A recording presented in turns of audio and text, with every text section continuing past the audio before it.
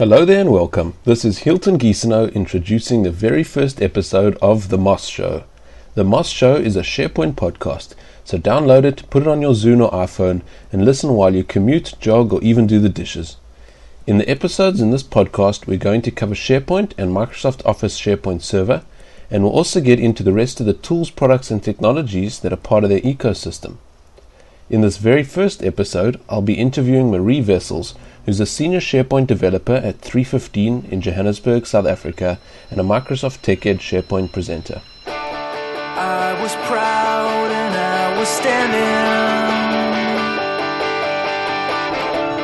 I was lost in a crowd. But now this room is abandoned.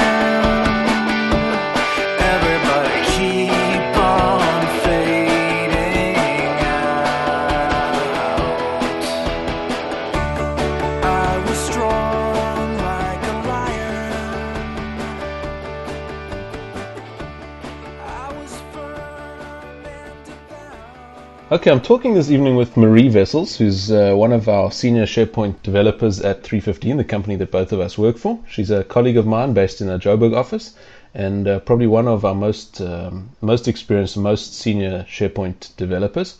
She's worked in a variety of different projects, different clients, different climates, and we're going to get some different views from her on exactly what's involved in the SharePoint product. And it's for our first podcast, get a bit of a feel for the lay of the land and understand what the different components of the SharePoint landscape are, how they fit together, and some of her experiences in working with them.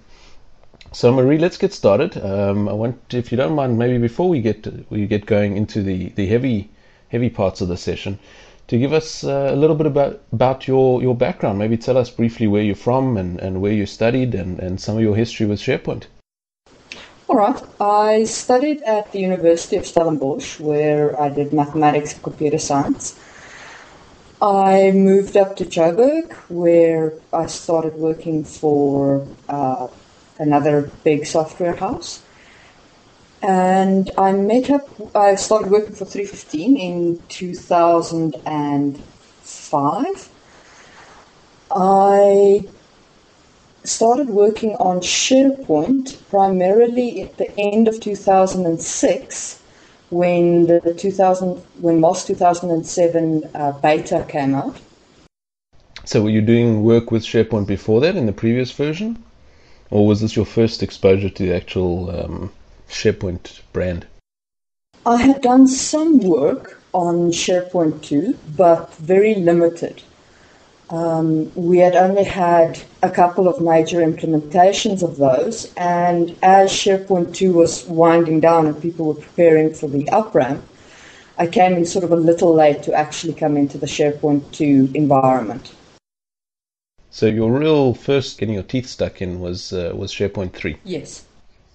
Okay, and maybe tell us a little bit about some of the different, I'm not sure if you can mention specific names, but maybe the different kinds of clients you worked in terms of the different industries and maybe some kind of spread of the different kind of projects you worked on as well. I've worked in the retail industry extensively, and in there it's a lot of communication down to store level sort of applications, for which SharePoint is of course ideal.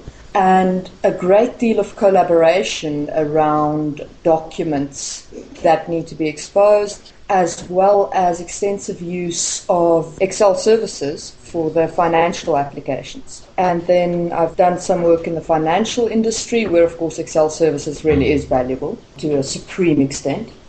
I've done some work around production. There it is more a case of knowledge sharing and dissemination of knowledge to the wider audience.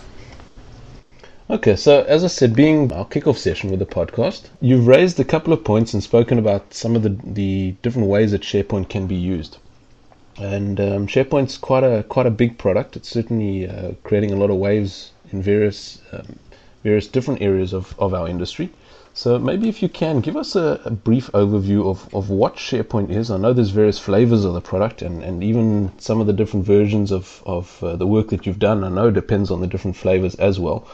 So if you can give us a brief road or a brief history of SharePoint and where it came from, maybe, and some of what the different versions are that we've ended up with today.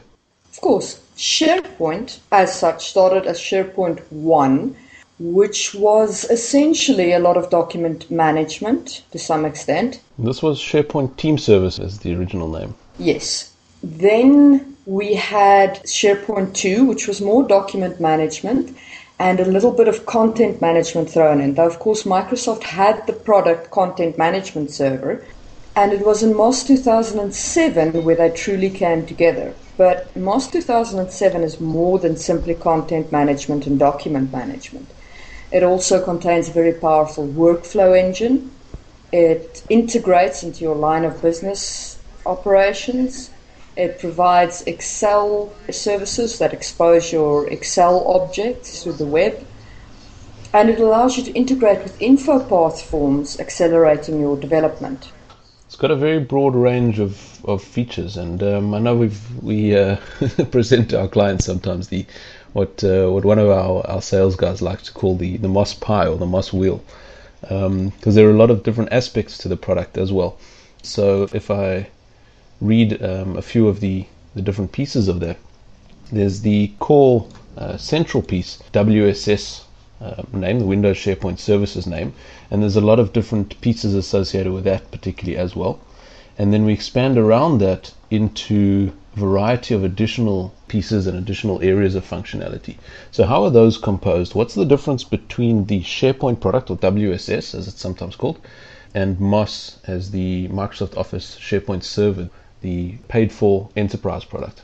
WSS, Windows SharePoint Services 3.0, provides your basic engine. It consists of your document libraries. It supports versioning.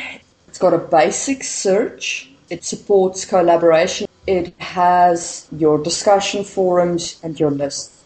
But it does not provide for the extensive collaboration of MOS, nor does it provide you with the publishing features.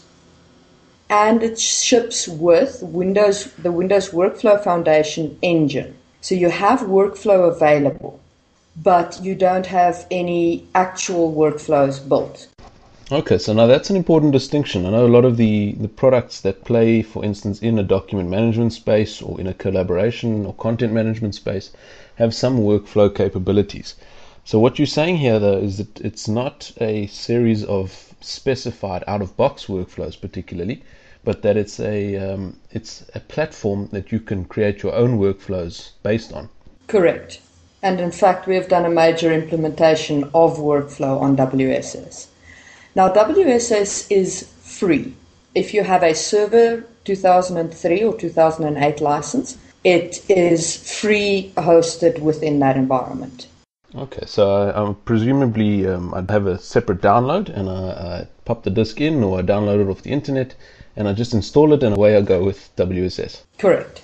MOS Standard Edition adds Enterprise Search, which of course is vastly expanded over the standard WSS search, and gives you the Search Center as a feature. Now, the Search Center allows you to do extensive searching on metadata and define your own custom properties to search on, etc. MOS also comes with some standard workflows out of the box and the publishing features. The publishing features allow you to put together a content management site where you can allow your users to update publishing pages and then have that content approved before it is published to the wider audience. MOS Standard Edition also comes with your shared services provider, which allows you to configure your search and allows you to configure your user profiles, which also allow you to configure audience targeting, which essentially means that you can target specific information at a group defined by your user profiles.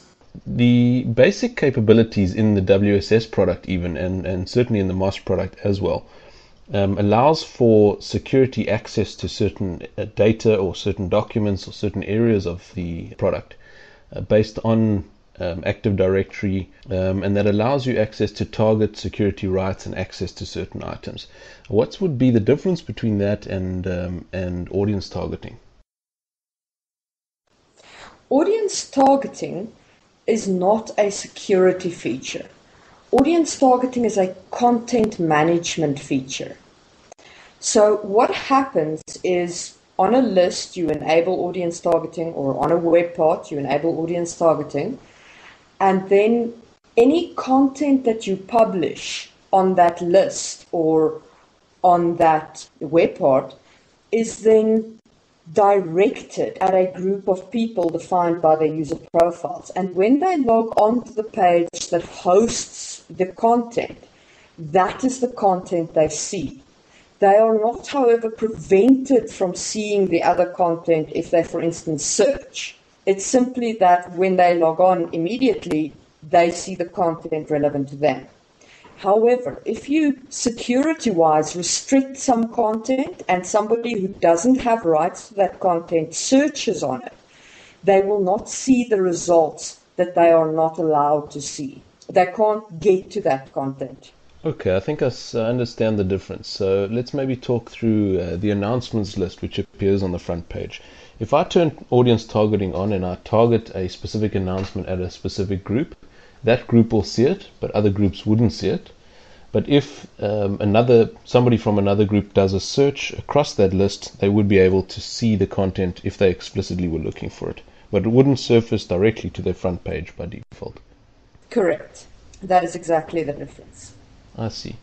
Marie, you've mentioned one thing a few times. You mentioned a concept a few times, and maybe for those who getting used to SharePoint for the first time, I think it's worth elaborating on it because it's quite a key concept. You've mentioned that working with lists, and this is in a list and that sort of thing. Can you elaborate on what a list is in the context of SharePoint? Is it as simple as one type of content, for instance, a task list? Or does it have deeper meaning in the SharePoint context? In SharePoint, almost everything is a list. A list is the basic data structure, if you will, of SharePoint. You can have your custom lists in which you can define any number of fields, or you can start with a basic SharePoint list, like a task list. A document library is a list that hosts documents. A publishing site has a special document library called the Pages library where it hosts the pages. A list is the key fundamental concept to SharePoint. Now, the fields in a list is defined by the content type of that list. So saying, for instance, that, this document library should have a content type where it includes a department, essentially means that the document library has an additional field that defines the department.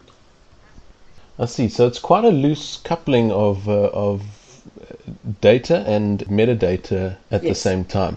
I think if you're used to coming from a relational world, from a SQL database as your starting point from your development, in SharePoint you wouldn't build actual database tables necessarily on a regular SharePoint project. Instead of creating tables, you would create a list of some sort. And all lists effectively are just a series of metadata, but potentially it's a series of predefined metadata that you can add to. So a task list has certain predefined fields, but you can extend those, whereas a contact list would have a slightly different version of predefined metadata. Or you could start with a custom list which has no metadata by default. Correct, except for the title field. The important difference to bear in mind between a SharePoint list and a relational list is that it is not going to come by default with data integrity anything. There is not going to be, you're not going to be able to define a primary key without some customization. Okay, so that's where you'd be getting into custom development, things like custom workflows and things like that. So it seems like you're gaining a lot of flexibility by this model because you can have custom metadata, and it's even at a user level that this can be defined. But there's some trade-offs as well in terms of things like integrity of the different data. and potentially I would imagine also in terms of things like performance in querying that Indeed, data. performance can be a big problem. Your lists should not rise above 2,000 items unless you are catering very specifically for querying to that list by a faster means than normal. Okay, so what it sounds like again is that there's a lot of flexibility, a lot of power in the package because we have the ability to mold these things as we need. But there's some learning that's required in order to understand some of the fundamentals and to understand how to work with the product most effectively. There is a very steep learning curve in what is optimal in SharePoint and what is not.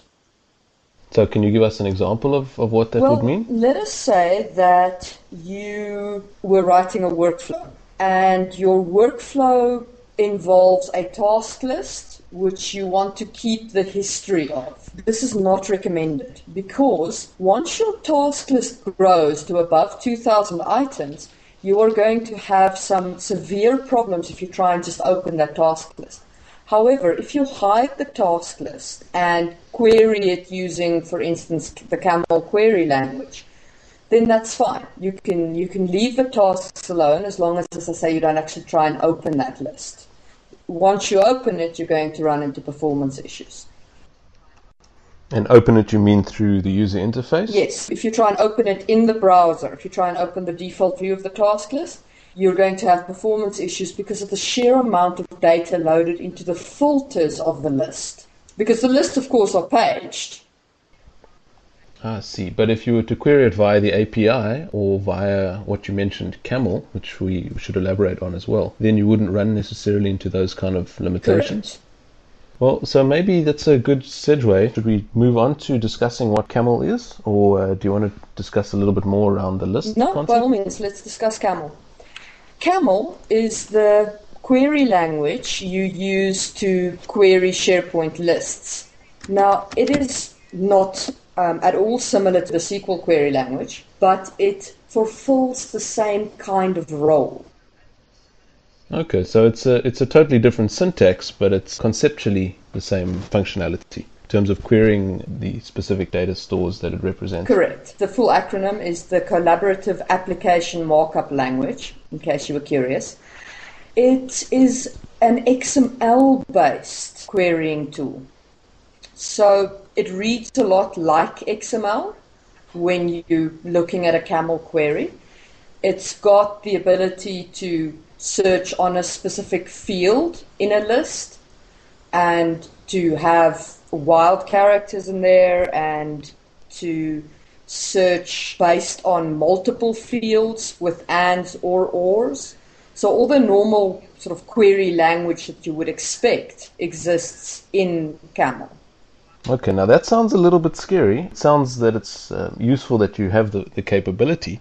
But if I'm used to working with data and working with an SQL database, for instance, then I would be used to writing something like select specific field from a table where a specific clause or condition is true.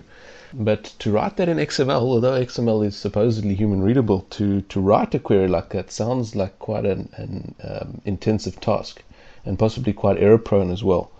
So would you be writing these queries by hand, or are there specific tools to help you? There are some very good free tools on the net allowing you to write Camel queries. The one that I use is the Camel Query Builder. It allows you to hook into a SharePoint site and then select the fields you want to query on and to test your query to determine whether it returns the correct results and the correct fields. And then you can copy that query out and make use of it in a web part or in an API or something like that? Correct. Okay, and I think let's try and put the link up to that tool afterwards. And you said this is a free tool, so it sounds like there's some kind of ecosystem, quite a community of sorts growing up around SharePoint? There is a very large community growing up around SharePoint. There is a number of very useful tools on Codeplex and a very large number of community blogs by very good SharePoint developers.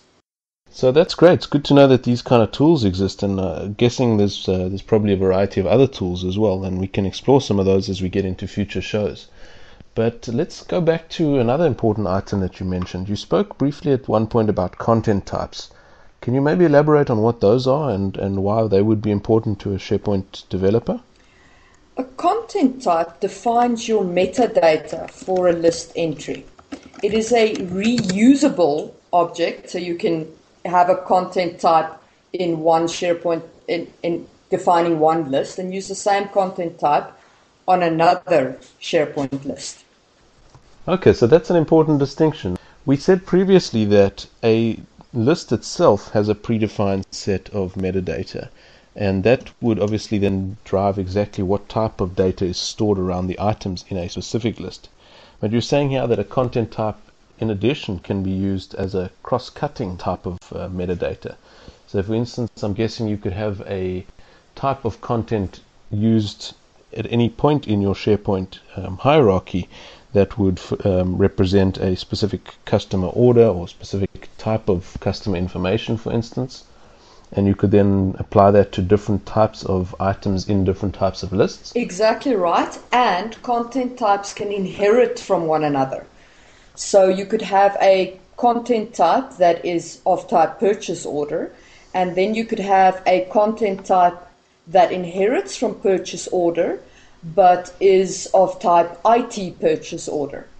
So it has all the parents fields plus some additional IT fields.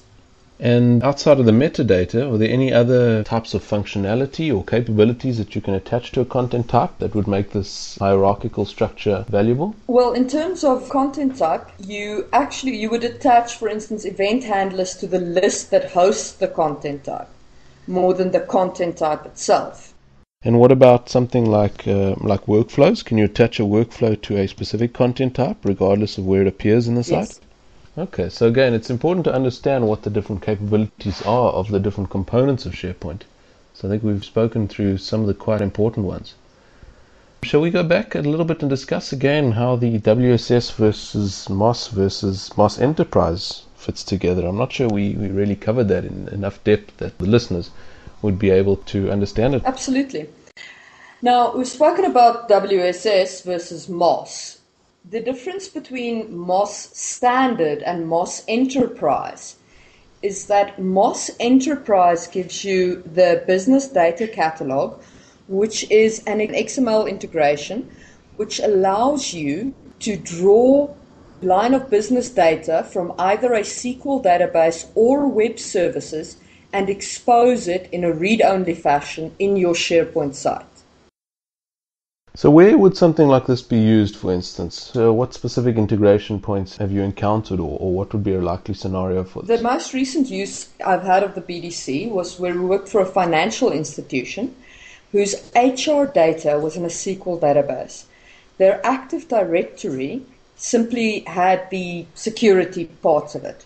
So phone numbers, department, all the rest of it was in the SQL database. And it linked to the Active Directory via the SID.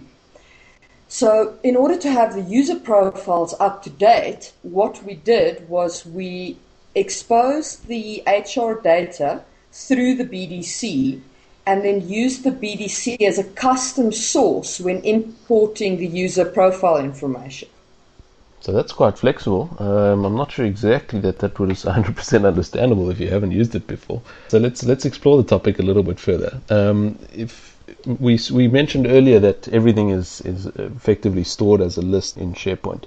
So how would that relate to data coming out of somewhere else in using the BDC? Well, what the BDC does is it essentially defines a query that interrogates the source of the data, right?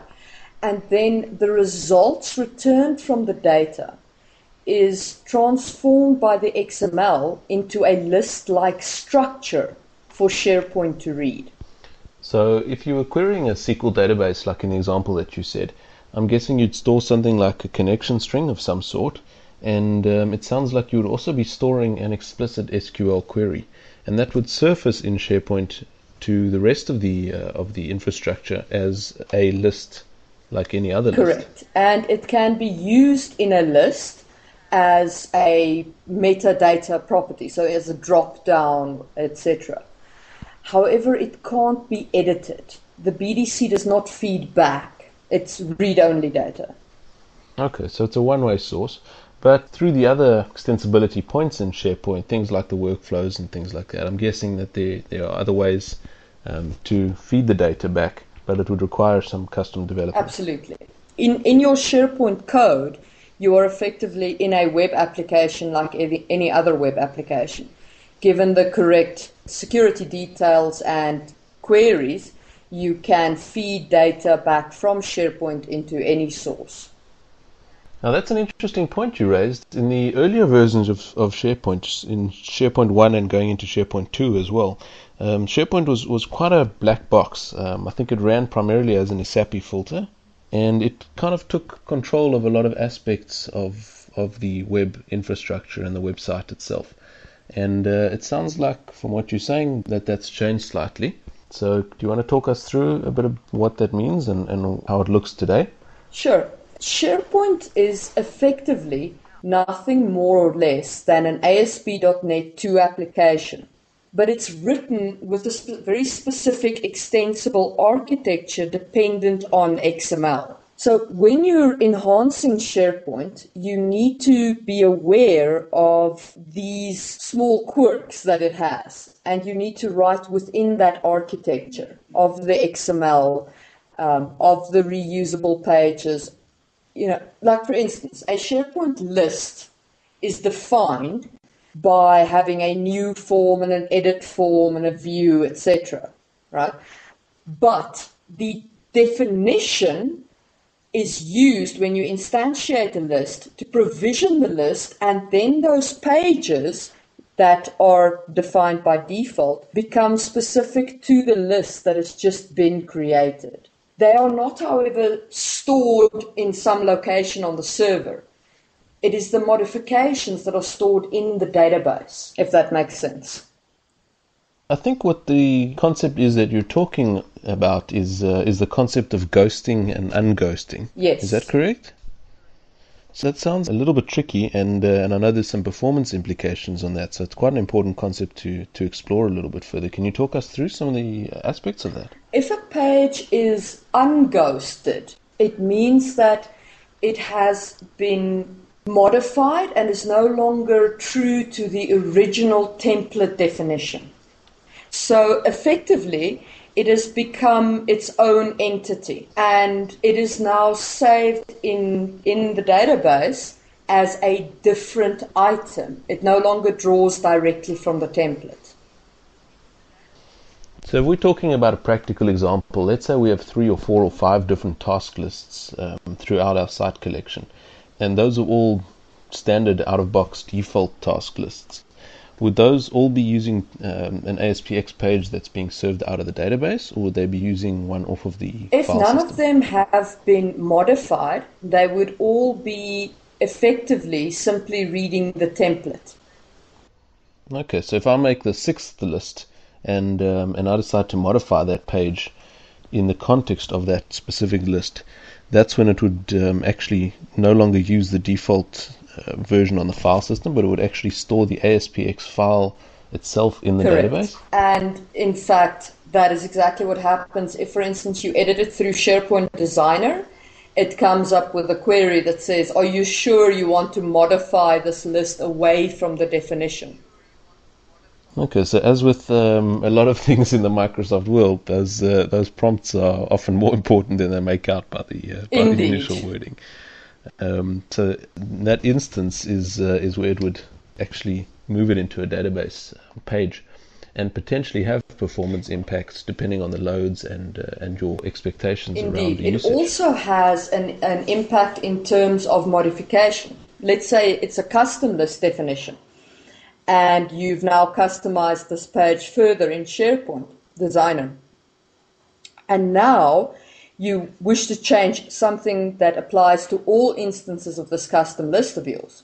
If you modify the custom list definition now and you roll out the new custom list, the list that has been modified will not be updated because it no longer reads from the template. So that's quite an important change. Is there a way to mitigate some of Yes, that? there is. You can ghost the page and then it will reset itself to look at the template again. But of course, any modifications you've made will be lost. Yeah, okay. So there's quite a fine line in terms of understanding the implications of some of the capabilities. And some of that possibly also depends on things like your deployment model. Is that true in terms of how you make those modifications, or the other ways they can be made perhaps through code that would make them more flexible but more long-lasting as well? You know, if you've taken a list definition away from the customized list definition, it's not going to be easy to take it back.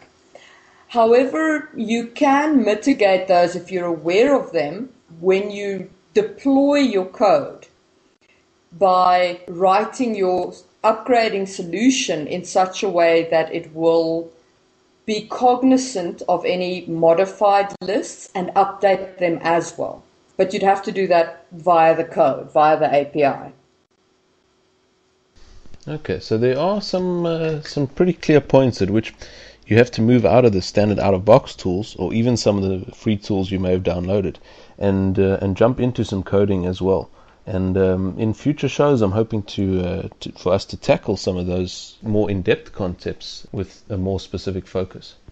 Marie, one other thing that you mentioned, we were speaking about the BDC, and you mentioned that you were querying against a SQL Server database. But does it support other data sources as well? It does indeed. It supports out-of-the-box web services. So any web service, obviously XML web service, you can query via the BDC. Also, there are some integration points like Duet, which allows SharePoint to integrate with SAP.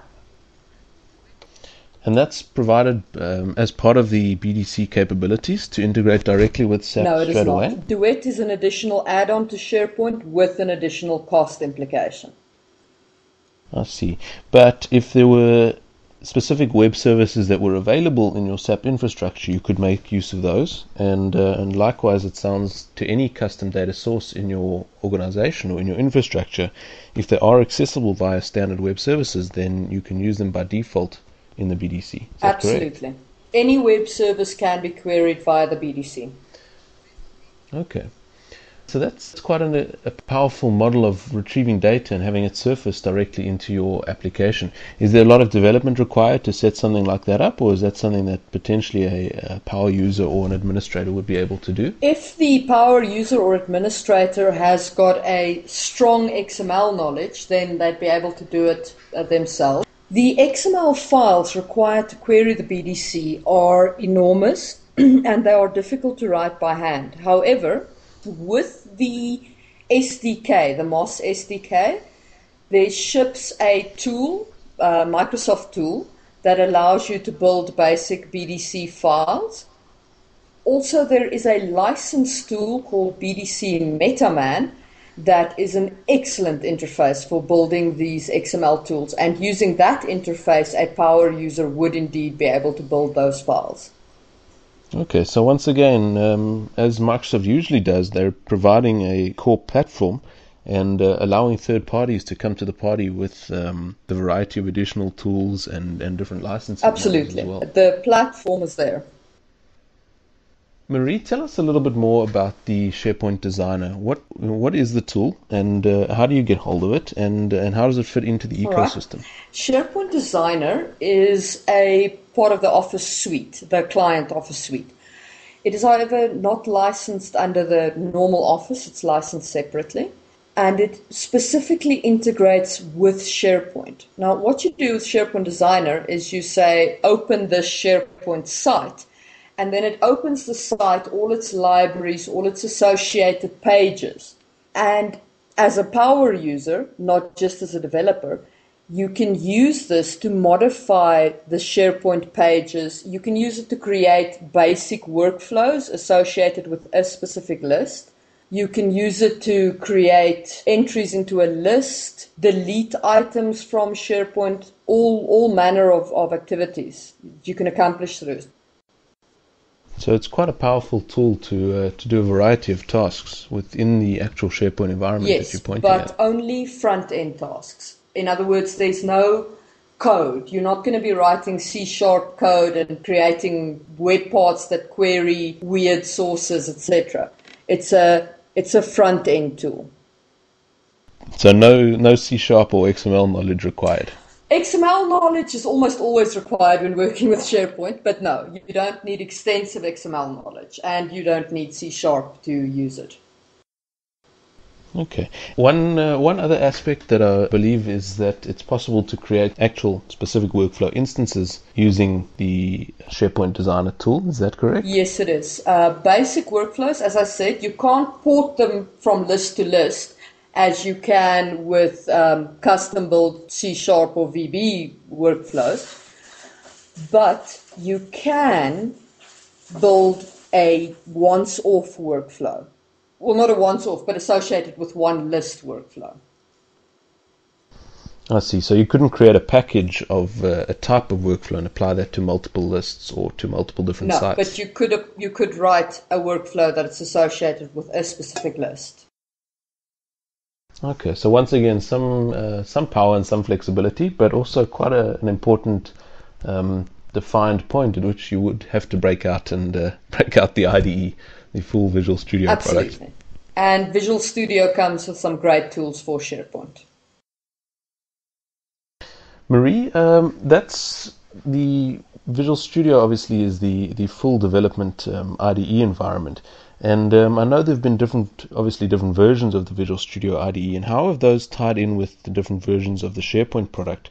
Maybe give us some history around there, and also where we sit today. When MOSS 2007 was released, we were in Visual Studio 2005. We had, of course, the extensions for Visual Studio 2005, which shipped with the ability to create workflows, to create your own custom list definitions, your own content types, etc. It also shipped with the ability to deploy these to a SharePoint site and create the SharePoint solution files to deploy them to other sites. Now, this is very important because creating the SharePoint, making those SharePoint packages, those SharePoint solutions available for such easy deployment meant that you could write your feature and then have a complete package that you can simply pick up and deploy elsewhere with very little effort.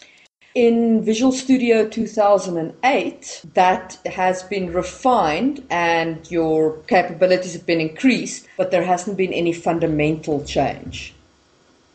So it's tightened up some of the things and possibly added some additional templates. Yes. That concept you spoke about as well of the features and packages or solutions, those sound quite important. I think we definitely will need to pick up on those in a later show. I think they impact your development process potentially quite a bit, but I think let's pick up on those in a later show. Marie, we've pretty much hit our time limit for this first episode. If you've got any questions for anything that we've discussed, direct them at the contact details on the website. And I'll pass those on to Marie.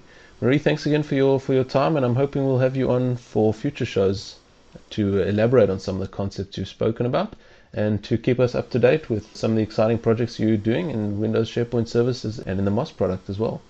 Absolutely. Thank you very much. It's been a pleasure. Out the window, everybody keep on fading out.